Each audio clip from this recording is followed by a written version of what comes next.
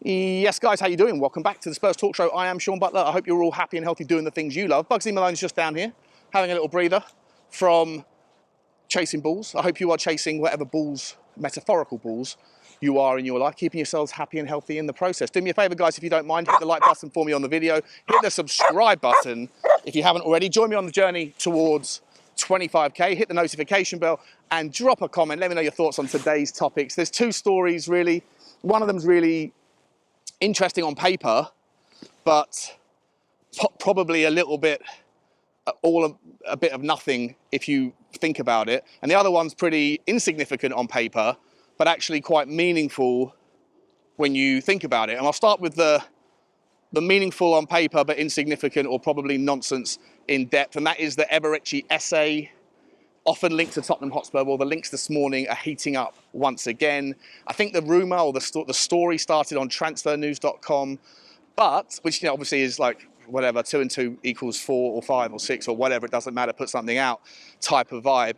But it has been picked up by journalists on Twitter, and it's starting to get, you know, into more credible sources. So, you know, take that as it is. But the story is that Eberechi Eze's agents have been invited for the second home game running to have a private box at Tottenham Hotspur, this one specifically for the North London derby.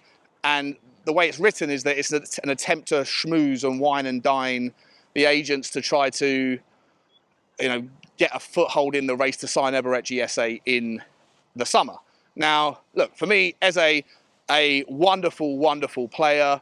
I think if you compare his stats to other midfielders, then I think he's in the 99th percentile for goals. Goals per 90. I think he scores a goal every 0.45 goals every 90 minutes. So just a little under 1 in every 2. I think he scored like 9 goals this year, and I think he's only participated in 23 games, and about 20 of them have been starting minutes, but he hasn't always finished because he's had a few injury problems. Concerns about his injury proneness are reasonable because he does have a repetitive, issue with his muscles. I think it's his hamstring. But also the argument that Dave put forward on a Devil's Advocate show a few, weeks ago or a couple of months ago was that, maybe the reason why him and Analyse always go down is because they're rushed back too soon. They're so important for Crystal Palace's attacking outlet and attacking, opportunities that as soon as they're half ready, they're kind of deemed ready. And so, maybe there is a consequence to that. And it does make sense on paper, but look, the stark reality is that, repetitive injuries in the same part of your body at such a young age are usually something that hangs around for the rest of your career. So it's not a dream perfect signing, but the guy is homegrown. And look, he's versatile, utility. He can play left wing. I'm not sure he could play in the left wing forward role that we operate with, but he can play left wing. He's certainly a central midfielder, box to box, or a 10. And so, having him provides options. And look, in terms of what he does with the ball, he's, statistically, the sort of player that I think is a Tottenham dream signing. I was looking at some stats last night, and I'm going to do a video about it because it's more about team stats, and I have to kind of get my head across all of it in detail. But I was looking at the top 100 teams across Europe that were ranked in order of average possession. And Tottenham, I think, were about 6th or 7th in the possession list across European football. And then when you look into the sort of the detail around, how many touches you have in thirds in the pitch, how many take-ons are attempted, how many dribbles, how many of them are successful, how many times you're dispossessed. There was some really interesting insights that I shallowly looked at, and I will, like I say, go into it in more detail. But the takeaway that I kind of observed initially is that Tottenham, despite having one of the very best, the highest amounts of possession in European football, the vast majority of it is like we are overly compensating for touches compared to people around us in that list in the defensive third. So we're having far more touches in our own box or in our own third than the other teams around us, and a lot more touches relative in the final third. But in the midfield third, not so many. And the dispossessions are sort of heavily weighted towards the midfield third and the final third. And so as I sort of talked about on yesterday's video, finding midfield options or forward options that are better at taking advantage of the possession that we have, but crucially not unnecessarily being dispossessed and allowing that transition to happen, which is where kind of disaster strikes, then that will be a way for us to achieve what I think is a crucial next step for us next season if we do want to close the gap. And essentially that comes down to goal difference swing. You know, Tottenham need to find a way to get a swing of our goal difference of around 25 to 30 goals.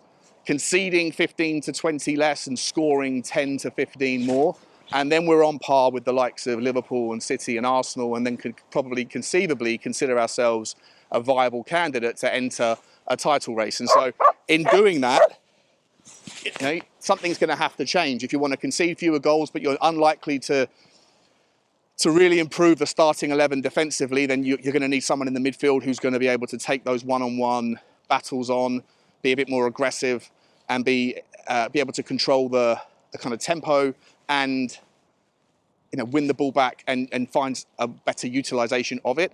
And crucially, in the forward end, we're going to need people that not only are better at taking advantage of their chances, but are able to do so without losing the ball more frequently than we currently do.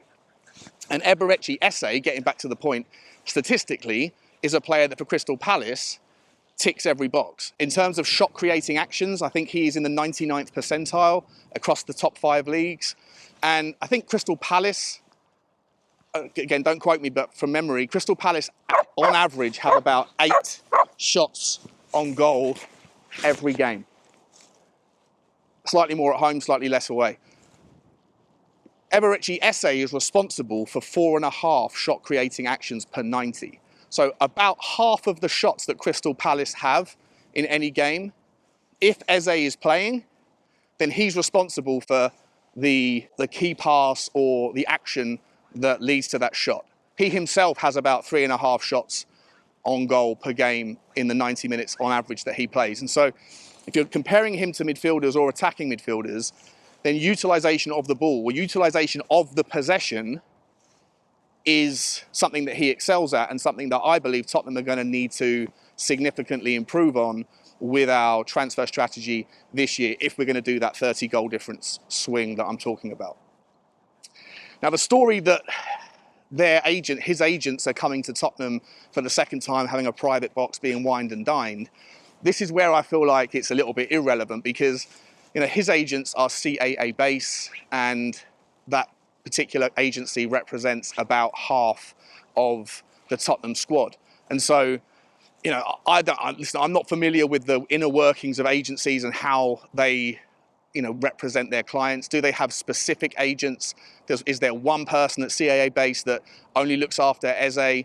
Or does his agent also represent, you know, 2 or 3 of the players that are at Tottenham? And if so, then those agents will already be going to home games anyway, in all likelihood, as a part of, you know, managing their clients, being there with the family and friends. And so is the story really of any substance when it's just, reading between the lines, the people that always go to watch their clients are going to Arsenal and they happen to also represent a player who Tottenham are looking at and linked with this year? So I'm not sure. I'll have to ask Johnny. I think Johnny's more familiar with the inner workings of agencies. But if you know, let me know. But the story, I think, you know, look, it would be great. I think he's a fantastic player. Like I say, ticks boxes, homegrown, versatile. I think he offers competition for James Maddison. I think he could also fit in and offer competition for Pape Sarr. And, you know, the valuation, I don't think Crystal Palace would allow him to go for cheap. But I do think he is a needle mover for Tottenham. And the fact that he can play in a number of positions and is very versatile and so good with the ball at his feet, so good with the statistics suggesting that his ability to utilise possession with more positive outcomes than the players that we currently have that he would be competing with, you know, suggests that it would make a massive dent, or at least offer the opportunity for a massive dent in that goal difference swing. So I'm on board the story, even if it is a £60 million number or £65 million. I'm on board it. Maybe there's an ability to do some sort of, you know, exchange. Maybe they would like to have a Lo Celso go that direction if he wanted to stay in England. Maybe Brian Hill. maybe, you know, a Hojbjerg, I'm not sure. Someone maybe from the Tottenham also-rans list might be able to be used as a make-weight to make the finances work. There's value in the idea of those players not having to move home, not having to leave London. Crystal Palace are a team that, under Oliver Glasner, are certainly on the up. You know, there's a growing belief that Crystal Palace can become, you know, more prominent and more dominant in moving from the kind of middle half, bottom half of the table into, you know, regular European qualification fights. So, you know, I don't know. Let me know your thoughts. 60 million quid, for me, I think it makes a lot of sense. Love to see it. I'm not particularly concerned about the injury proneness, although I do think there is, you know, it's worth acknowledging. So that's that story out of the way. The only other story I wanted to bring to your attention was the story that was out a couple of days ago. I should have already mentioned it yesterday, but yesterday's show was already jam-packed. And that is that the FA are putting their oar in to try to implement a rule that suggests, or that forbids rather, Premier League clubs, or clubs in general in the footballing pyramid, from staging friendlies after the season finishes in seasons when the international tournaments are taking place. And obviously the catalyst for the conversation is the fact that Tottenham and Newcastle are travelling to Australia to participate in an exhibition friendly 3 days after the season finishes at the MCG. And look, you know, for me, I was listening to Simon Jordan's reaction to it with Jim White and Danny Murphy on TalkSport yesterday. And look, you know, once again, I've kind of leaned into Simon Jordan's take on it. I think he's right when he says it's none of the FA's business how clubs generate revenue. Danny Murphy made a good point that, you know, the authorities are doing everything they can to tell clubs to, you know, find new ways to generate revenue so that you can stay within ever increasingly tightening laws around FFP and PSR and profit and sustainability. And yet, when there's an opportunity for a club, for both clubs to make money, both in the immediacy, i.e. the actual transaction of going to Australia and making money on the event itself, plus trying to tap into a market that is, you know, rapidly expanding. The Australia market, I'm sure a lot of you that will watch this maybe are from Australia, and shout out to you guys. I lived in Australia, I loved it there. Was there for 3 years, best 3 years of my life. The Australian market for Premier League football, the interest in it it's always been there, but it's getting faster, it's growing faster and faster, and every single day. So, you know, there's short-term benefits and there's long-term benefits to kind of keeping an eye in that market, keeping a foothold and trying our best to generate, you know, and foster a new fan base. And so from a revenue perspective, both short-term and long-term, it makes sense. In terms of the disruption to players' seasons, I don't think it really is a big deal. The players are paid to play for their club, and they'll do as they're told. And it's only 3 days after the season. They're flying first class. It's not really that much of a disruption to their, I don't know, their internal body clock or whatever. I mean, it's going to have a little bit of an impact, but it's not going to be too bad. And, you know, for Australian fans, it's massive, right? You get to see your boy Ange Postecoglou. You get to see the club that hopefully you guys are all falling in love with if you're new to the, you know, to the Tottenham world. And just because Gareth Southgate gets put out by a couple of days, you know, sorry, it's none of your business how clubs generate money. And the FA have absconded their responsibility to have significant and meaningful oversight of footballing clubs over the last 25 years.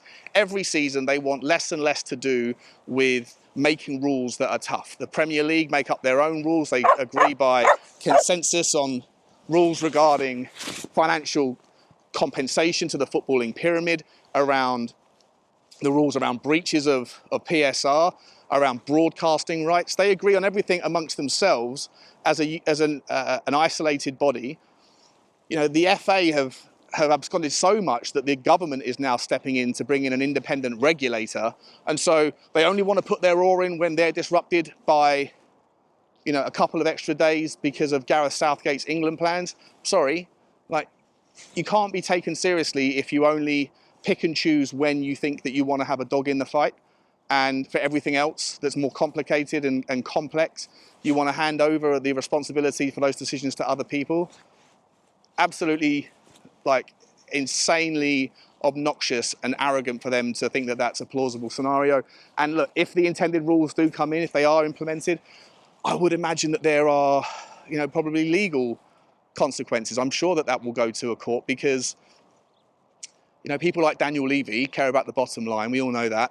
And, you know, that 2 million quid or whatever we would make out of that transaction, you know, 2 million quid in isolation doesn't sound like a lot when you're making 500 million in revenue. And I'll always make this argument when it comes to little decision making around raising season ticket prices, or, you know, if the duty on a pint of beer goes up by 2%, should the club eat that profit margin, dilution, or should they hand over the cost raises to the punters? Well, look, the obvious easy answer is always to say eat it. It's only 2 million here or there. But if you do that for everything, for every transaction, then pretty soon your margins will be completely eroded and you'll be out of business. Plus, on top of that, you can look and see examples of teams this year that have got through the FFP PSR audit process by a couple of million quid. Wolves snuck by. I think they were 1.8 million quid the right side of the line. Fulham about 2.4 million the right side of the line. Newcastle United also just the right side of the line. Aston Villa just the right side of the line.